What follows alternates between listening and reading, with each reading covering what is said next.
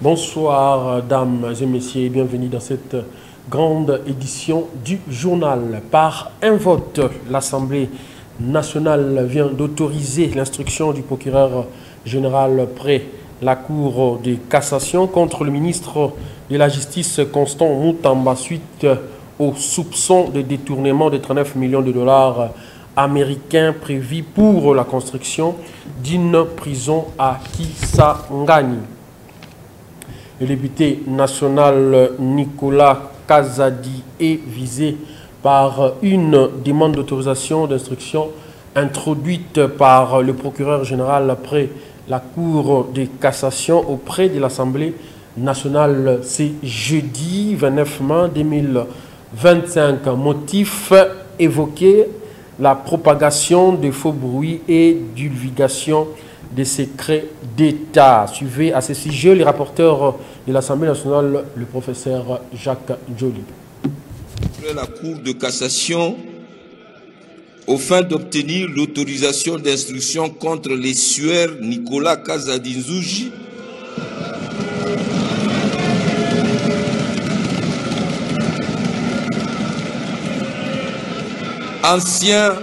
ancien ministre des Finances, actuellement député national.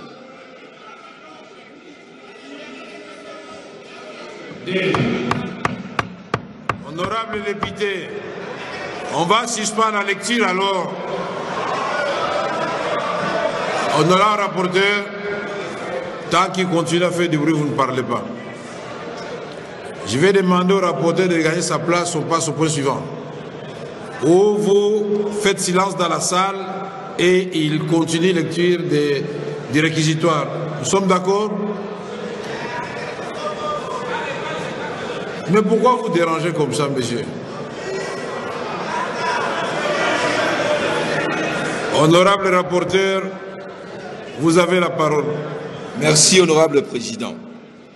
À l'honorable président de l'Assemblée nationale, aux honorables membres du bureau de l'Assemblée nationale, à Kinshasa, Lingwala, honorable président, honorable membre du bureau, conformément aux articles 107 alinéa 2 de la Constitution de la République démocratique du Congo, tel que modifié par la loi numéro 11/002 du 20 janvier 2011 et 75 de la loi organique numéro 13/010 du 8 février 2013 relative à la procédure devant la Cour de cassation. Le procureur général prête cette cour à l'honneur de vous adresser le présent réquisitoire au fin d'obtenir l'autorisation de l'instruction à charge des sueurs Nicolas Kazadi Nzouji, député national. 1. Exposé de fait. En date du 4 mars 2025, M. Nicolas Kazadi Nzouji, ancien ministre des Finances de la République démocratique du Congo, actuellement député national, a fait une sortie médiatique au cours de laquelle il a révélé la gabegie financière à outrance, caractérisée par de nombreux maux qui gangrènent la gouvernance publique. À cet égard, ici est de relever que le point fort de son interview épingle grosso modo le mot suivant: la culture de la jouissance caractérisée par la dilapidation des fonds publics. L'Assemblée nationale a validé les rapports établis par la commission spéciale chargée d'examiner les cas du ministre d'État en charge de la justice, Constant Moutamba. Ces documents proposent la levée de ses immunités parlementaires afin d'autoriser l'ouverture des poursuites judiciaires en son encontre. Suivez. Votre commission rappelle que les faits mis à charge du ministre d'État, ministre de la Justice et garde des Sceaux sont d'une extrême gravité aux yeux de la loi congolaise et qu'il y a lieu d'en tirer les conséquences des droits, notamment en accordant les droits aux présumés auteurs des faits à présenter ses moyens de défense. Ainsi, sur 23 membres que compte votre commission, 21 ont pris part au vote, 17 ont voté pour, 2 ont voté contre, 2 se sont abstenus.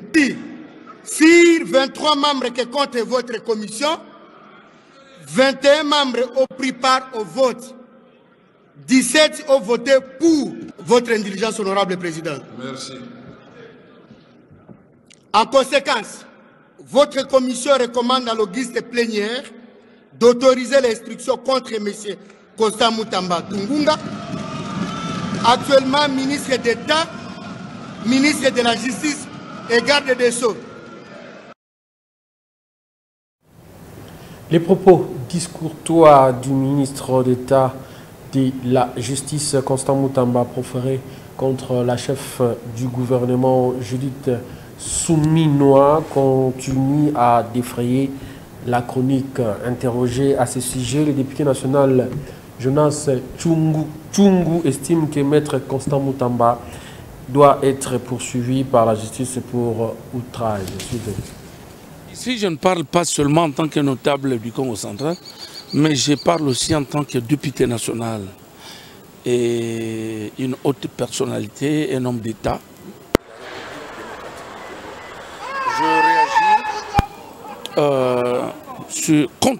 Je m'insurge contre les propos tenus à l'égard de la première ministre, Judith Souminois, la traitant de Karaba, je ne sais pas Karaba ou quoi là.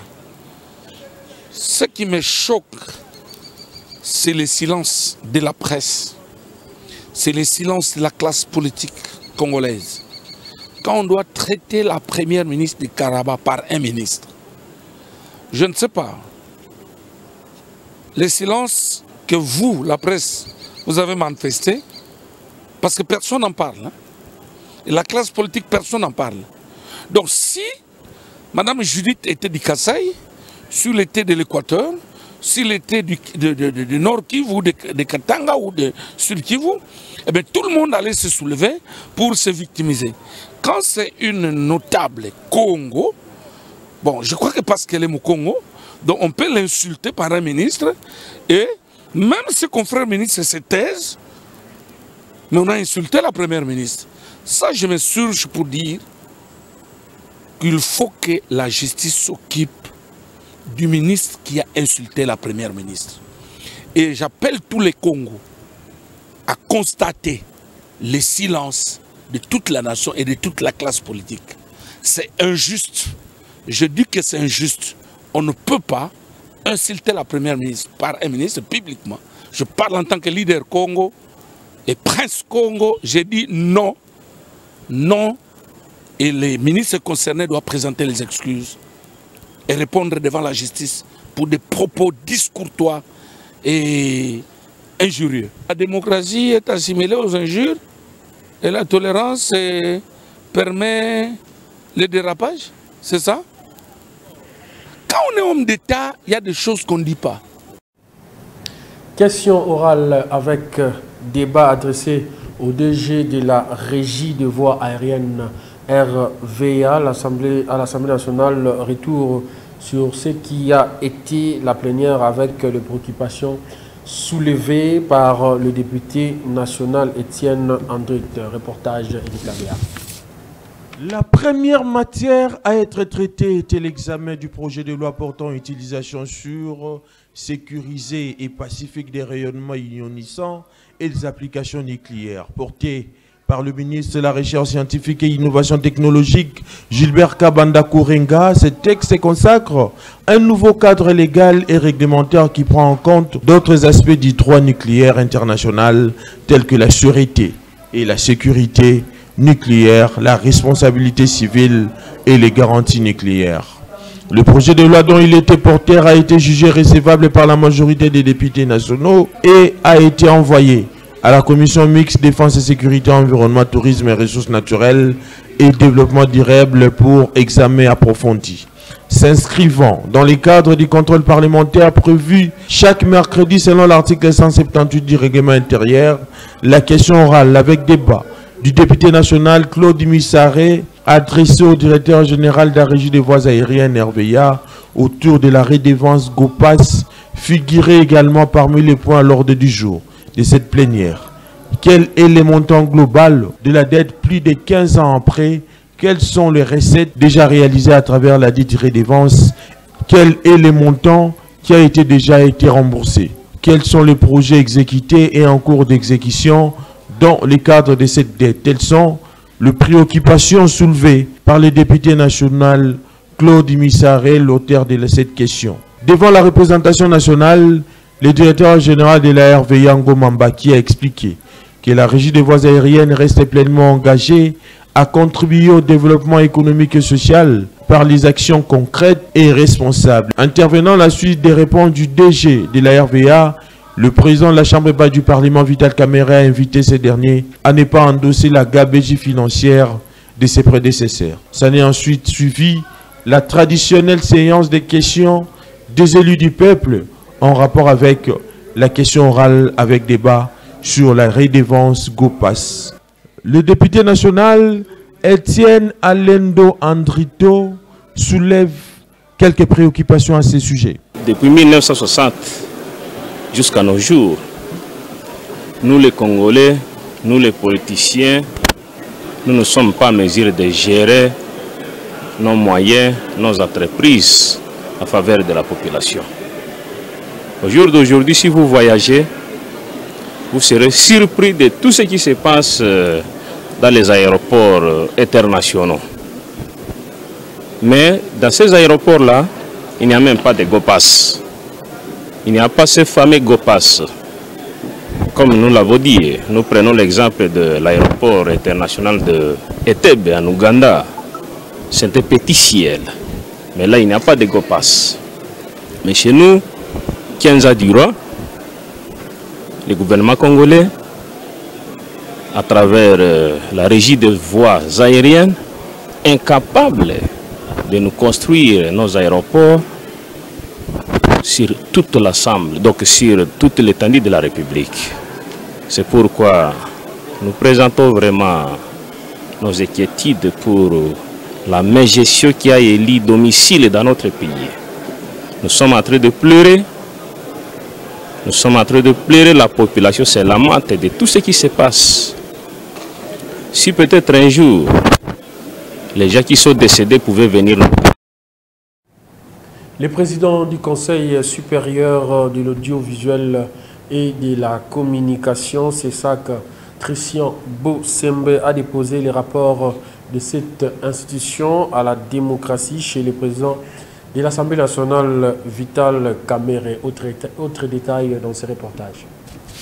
Le président de la Chambre basse du Parlement, Vital Kamerhe, a reçu en audience le mercredi 28 mai 2025 le président du Conseil supérieur de l'audiovisuel et de la communication, CESAC, Christian Bosembe, était venu remettre au speaker de la Chambre basse du Parlement, qui était accompagné du rapporteur Jacques Joly, le rapport annuel 2024 de cette institution d'appui à la démocratie. Dans ce document, le CESAC a dressé le bilan de ses actions en matière de régulation des médias, de monitoring électoral, de traitement des contentieux médiatiques, ainsi que du renforcement des capacités des professionnels de la presse. Le CESAC, comme lui-même l'a dit le président, c'est une grande institution, mais en même temps, ça joue un rôle très important pour la régulation des médias. Qui dit régulation des médias, il dit régulation des conflits qui passent à 90% dans les médias, et nous devons contrôler ce contenu-là.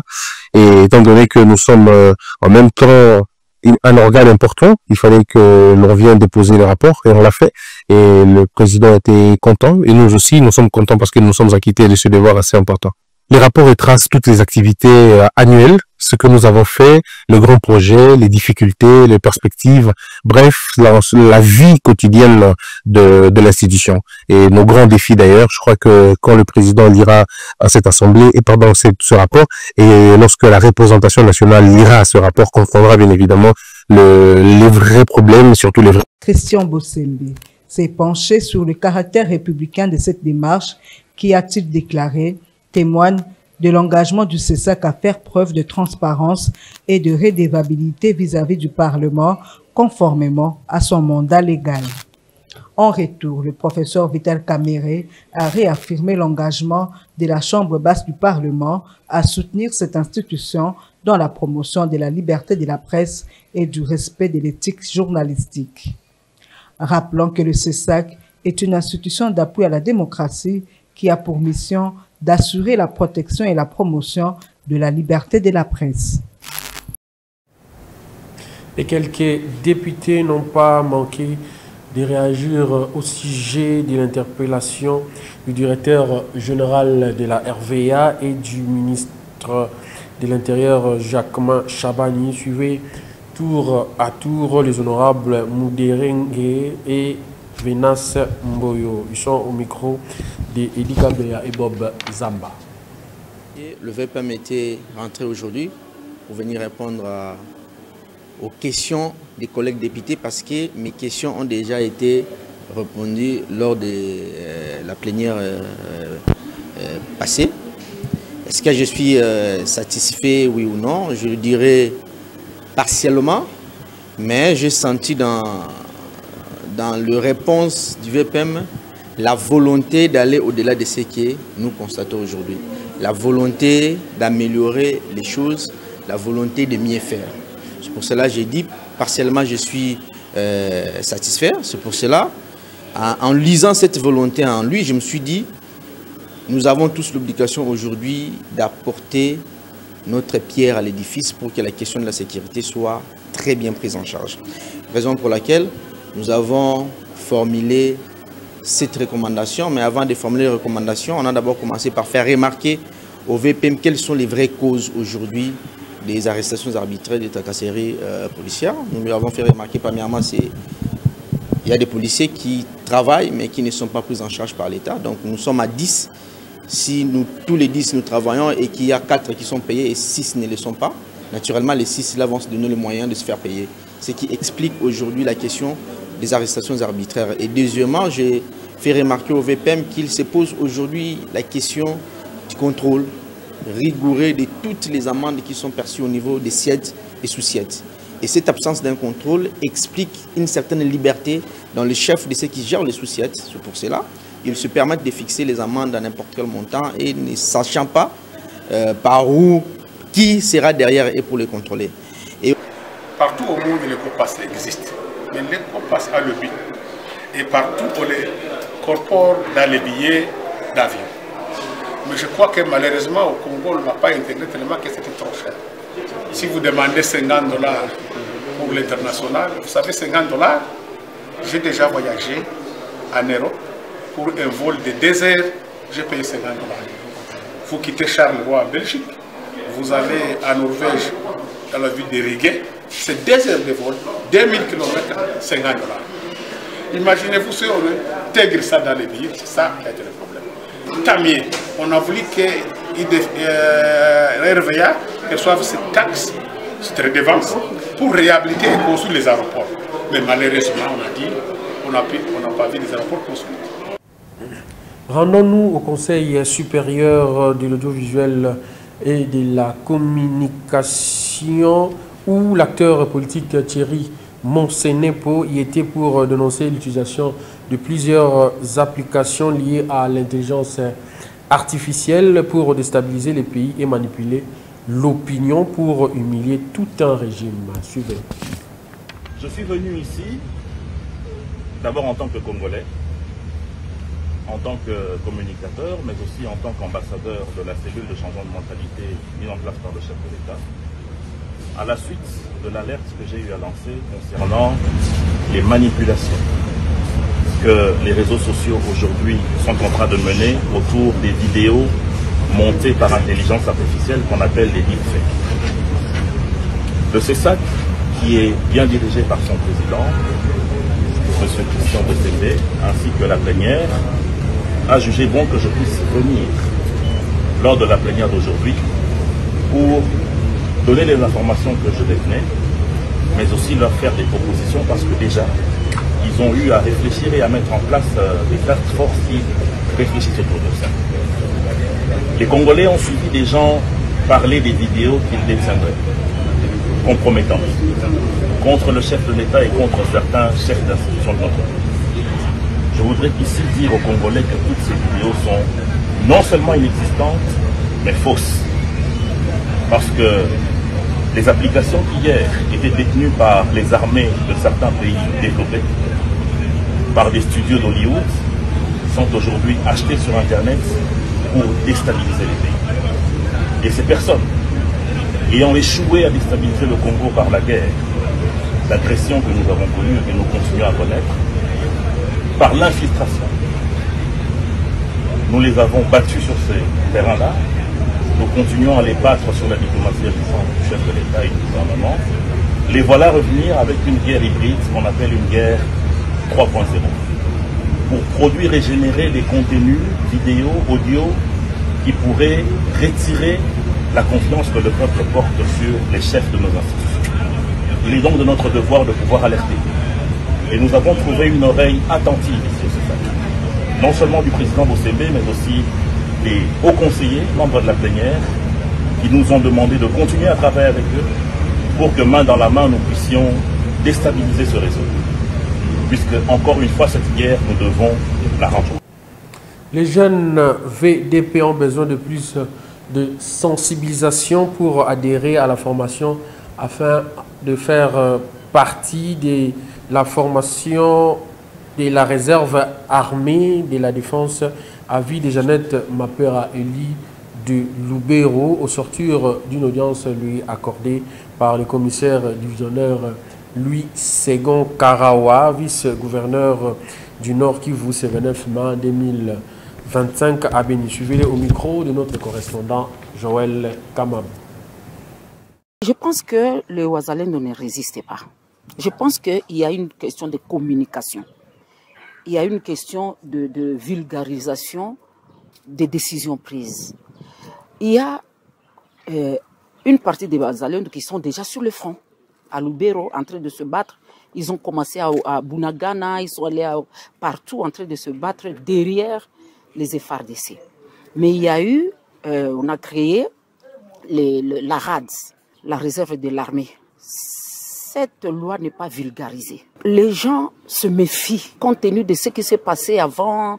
Les jeunes gens qui se sont rendus n'ont pas été bien traités, patati patata, ils se disent est-ce que cette fois-ci c'est la bonne? Donc il aurait fallu qu'on vulgarise et qu'on sensibilise nos jeunes. On doit les sensibiliser. Vous savez, moi je suis congolaise et je suis de Lubero. Je sais ce qui se passe à Lubero. À Beni, nous savons ce qui se passe dans le nord de Lubero avec les ADF, dans le nord de Beni avec les ADF. Alors, si on ne sensibilise pas ces enfants-là, comment voulez-vous qu'ils viennent tout droit vers l'inconnu? On doit les sensibiliser, on doit leur expliquer de quoi il s'agit. Voilà, moi je pense que la résistance vient de là, d'aller vers l'inconnu. On doit sensibiliser. Et ils sont prêts, quand vous expliquez doucement, vous expliquez de quoi il s'agit, nombreux sont en train de venir. Moi, j'ai visité le camp et il y a quand même quelques jeunes qui sont déjà sur le front. C'est pas facile de venir, vous laissez votre arme là-bas et vous venez, on vous dit que c'est pour 45 jours. Bon, il faut sensibiliser. Les directeurs d'études de planification des différents ministères des gouvernements se sont réunis ce mercredi 29 mai 2025 dans le but de la validation du cadre logique du projet de matérialisation de la revanche du sol sur les sous-sols, facteur de bénéfices économiques pour les agents et fonctionnaires de l'État. Maxime Makabou et Lola Kinyamba nous en parlent. Cette réunion de haute portée qui a réuni ce mercredi 28 mai 2025, ici, en la salle Henri du Collège Bogoto, les directeurs d'études et planification des différents ministères du gouvernement souminois dans le cadre du projet de matérialisation de la revanche du sol sur le sous-sol, facteur du bénéfice économique pour les agents et fonctionnaires de l'État en RDC dénommé ARS-FBE, avait pour objectif majeur la validation du cadre logique du dit projet. Ainsi, après des échanges fructueux assortis des amendements, les participants ont à l'unanimité approuvé la validation du projet MARSS-FBE. L'initiateur coordonnateur du dit projet, Jean-Fidèle Boyo, revient ici sur la substance de cette étape de validation. Oui, nous estimons que ça va trouver une autre solution, ça va donner une autre réponse à la question qui semble être compliquée pour les agents fonctionnaires de l'État. Aujourd'hui, comme vous avez vu, ce sont les directeurs d'études de planification de toutes les administrations de notre pays qui se sont réunis pour effectivement consolider ce projet et adopter ce projet. Aujourd'hui, nous avons validé à notre niveau ce projet. Nous avons validé aussi son cadre logique.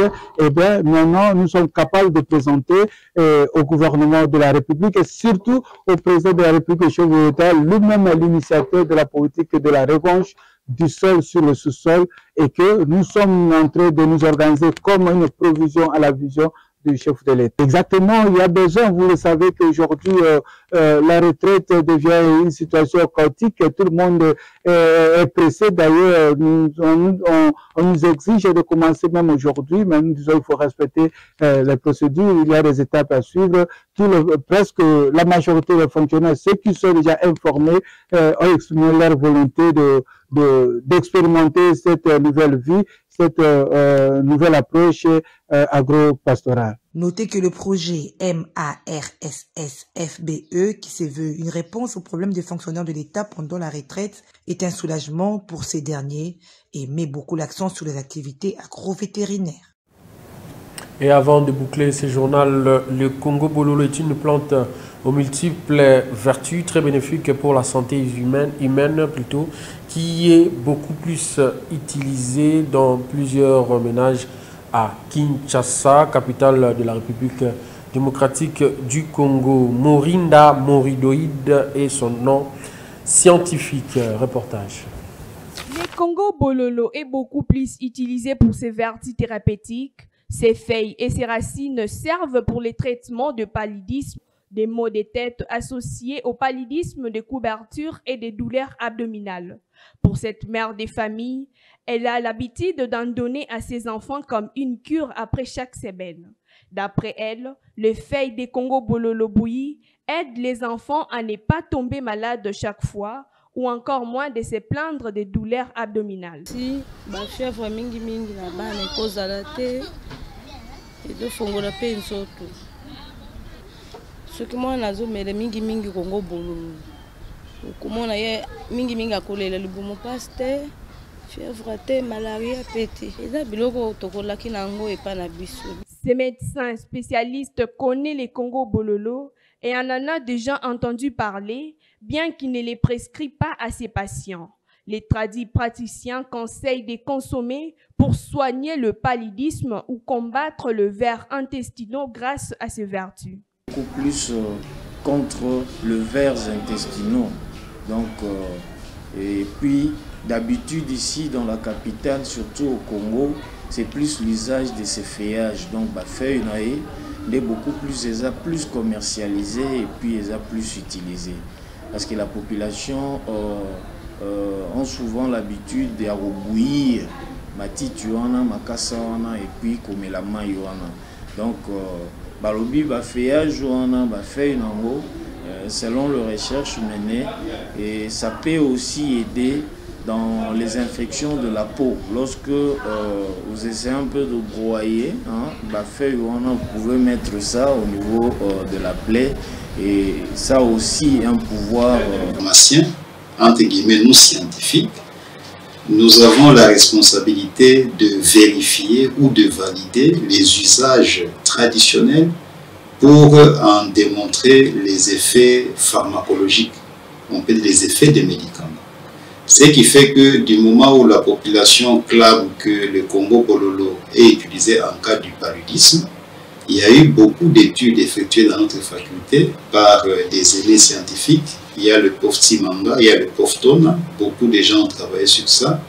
Ils ont démontré effectivement que cette plante avait des propriétés thérapeutiques contre la malaria. Selon le Fonds des Nations Unies pour l'enfance UNICEF, la RDC figure parmi les pays d'Afrique le plus touchés par le paludisme, avec un taux de prévalence élevé, notamment chez les enfants de moins de 5 ans. Suivant cette agence onusienne en 2022, les pays ont enregistré plus de 27 millions de cas de paludisme et 24 880 décès dus à cette maladie.